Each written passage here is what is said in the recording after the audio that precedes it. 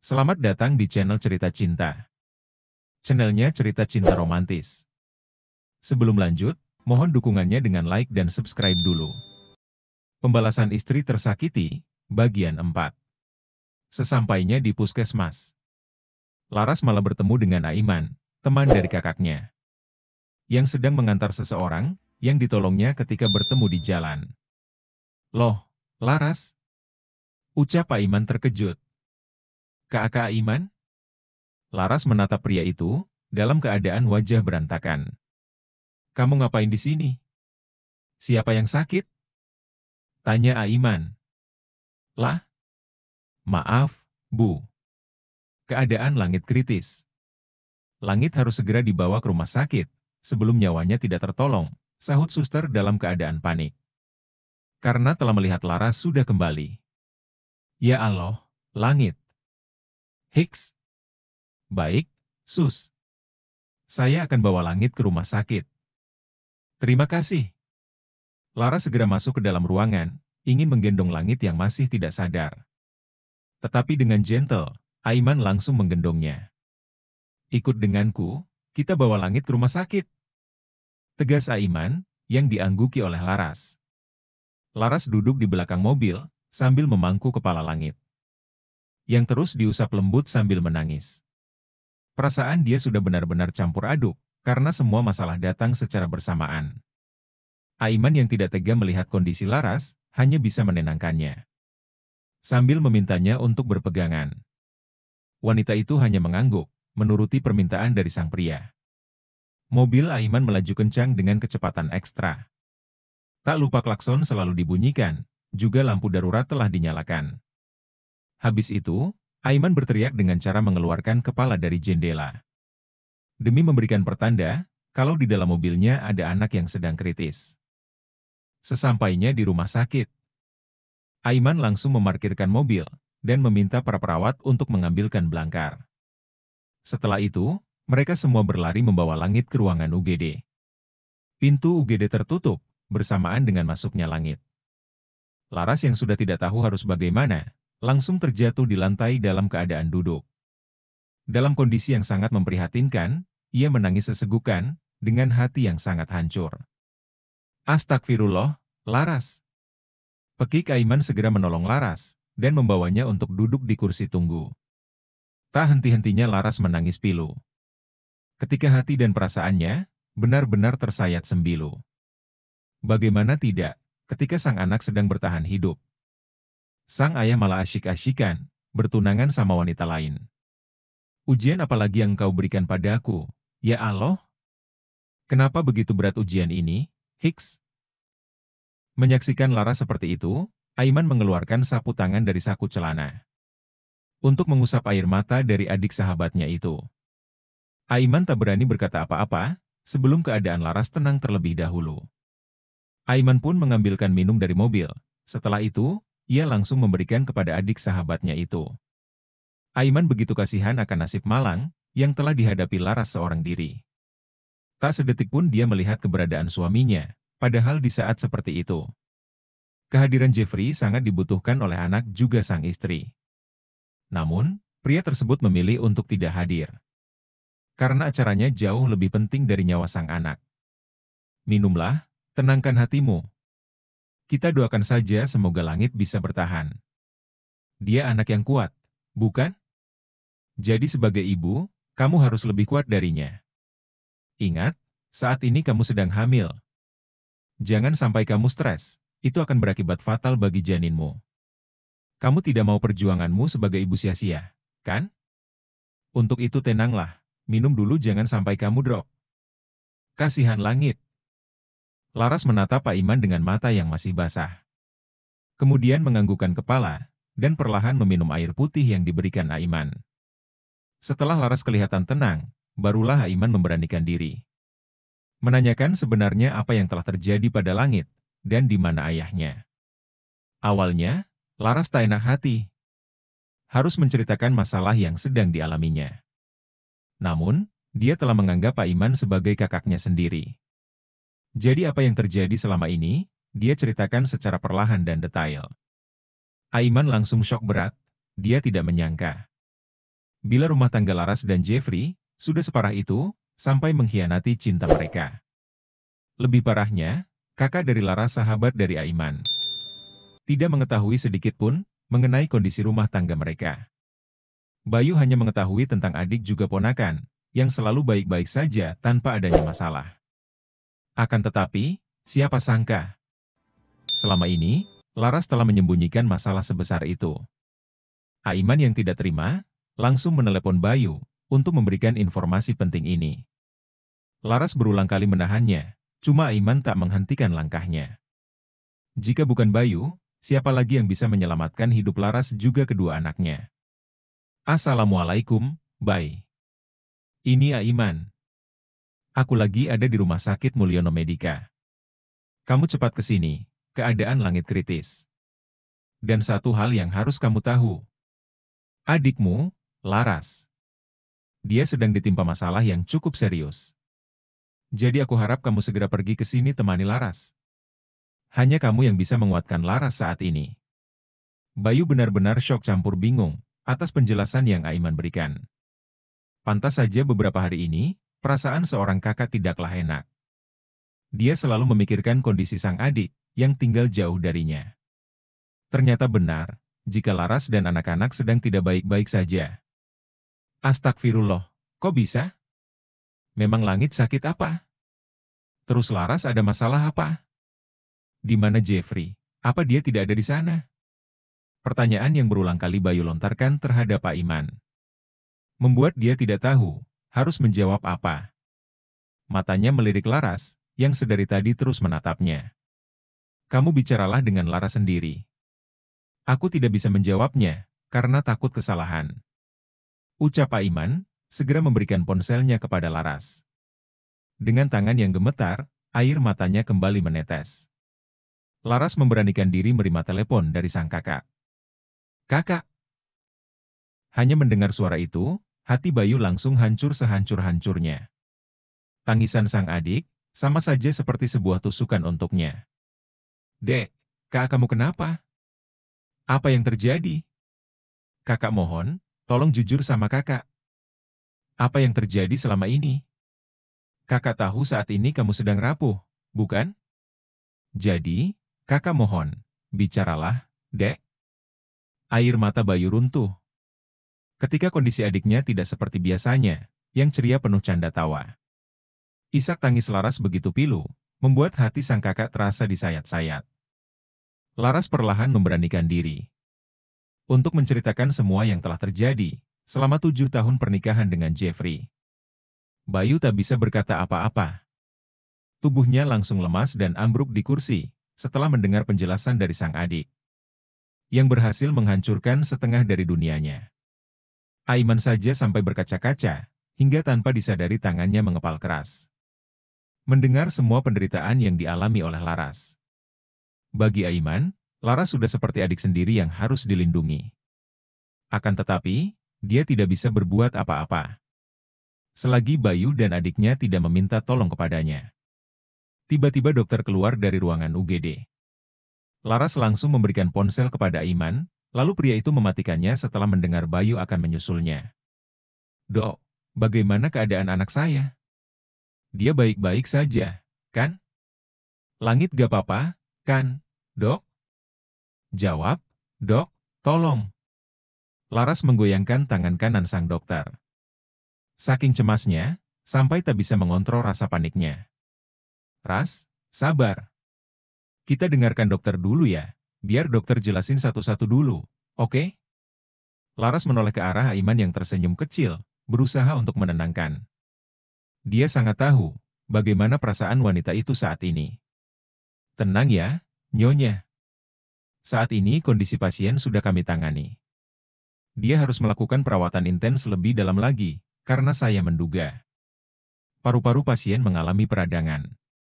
Cuma tenang saja, Nyonya sudah membawa pasien dengan cepat. Jadi kita semua bisa segera menanganinya. Jika tidak, keadaan pasien akan semakin buruk. Beruntung sekali Nyonya memiliki anak yang super kuat, sehingga dengan keadaan seperti ini, pasien masih tetap stabil, meski tadi dalam masa kritis. Penjelasan dari dokter membuat Aiman sedikit lega. Setidaknya, dokter sudah melakukan tugasnya dengan baik. Sampai akhirnya, langit berada di tangan yang tepat, dan nyawanya pun tertolong. Laras bingung, entah harus bahagia atau tidak. Karena dari perkataan dokter, tidak ada yang membuat hatinya merasa senang. Mungkin kondisi langit yang tertolong adalah suatu hal yang sangat diharapkan oleh Laras. Tetapi ketika tahu keadaan sang anak, membuat hatinya kembali hancur. Terus saya harus bagaimana, Dok? Apakah anak saya harus melakukan operasi? Donor paru-paru atau bagaimana? Tanya Laras. Nyonya tenang saja. Sejauh ini keadaan pasien masih baik-baik saja. Kita bisa lihat perkembangannya nanti, karena kami akan melakukan pengecekan keseluruhan, melalui ronsen dan sebagainya. Kalau keadaannya baik, maka kurang lebih 3 hari pasien sudah boleh kembali pulang. Namun jika ada penyakit serius, kita harus segera menanganinya terlebih dahulu. Sebelum penyakitnya menyebar. Sampai sini Nyonya dan Tuan sudah mengerti. Dokter tersenyum kecil, menatap mereka. Meski sangat tahu bagaimana perasaan seorang ibu yang harus menyaksikan sang anak dirawat akibat penyakit yang sering sekali ditakuti banyak orang. Baik, Dok. Lakukan yang terbaik, saya akan membayar uang masuk dan kamar inapnya. Intinya saya mau langit itu bisa sehat kembali, ucap Aiman tegas. Baiklah, Tuan. Saya akan berusaha semaksimal mungkin. Kalau begitu, saya permisi ke dalam dulu. Untuk menyiapkan pasien, supaya bisa segera dipindahkan ke ruangan rawat inap. Permisi, jawab dokter, lalu pergi kembali memasuki ruangan UGD. Laras menatap Aiman, tetapi pria itu menahannya. Untuk tidak berkata apapun atau menolaknya. Semua ini murni karena dia merasa kasihan terhadap nasib malang yang dirasakan oleh adik dari sahabatnya. Sementara Langit sudah dianggap seperti anaknya sendiri. Apalagi melihat anak sekecil itu harus dirawat, membuat hati Aiman merasa sedih. Aiman meminta Laras untuk tetap bersabar dan menunggu di depan UGD. Supaya bisa menemani Langit pindah kamar. Sementara dia akan mengurus semua biaya administrasi. Tanpa menjadikannya hutang, karena murni dari hati yang paling dalam untuk menolong adik dari sahabatnya. Esoknya, Bayu datang ke Bandung bersama istrinya untuk menemui Laras di rumah sakit. Kebetulan, di kamar Langit sudah ada Aiman yang baru saja datang. Untuk mengecek keadaan jagoan kecil yang terlihat jauh lebih baik. Assalamualaikum, ucap Bayu dan Kiara bersamaan. Ketika memasuki ruangan tempat Langit dirawat. Kakak. Laras langsung memeluk Bayu, hingga air matanya perlahan menetes. Membuat sang kakak berusaha mengontrol emosi. Apalagi keadaan Langit saat ini, membuat hatinya sangat sakit. Hai, ponakan tante. Bagaimana kabarnya? Maaf ya, tante dan om datangnya terlambat. Soalnya dari Bandung ke Jakarta macet banget. Gak apa-apa, ya? Maaf. Kiara berusaha menghibur Langit, yang menatapnya dengan senang. Gak apa-apa, tante. Langit anak kuat, jadi Langit tidak akan kenapa-kenapa. Tante harus senyum, biar cantik kayak ibu. Makasih, men. Kalau nggak ada kamu, aku tidak tahu harus bagaimana. Aku berhutang budi sama kamu.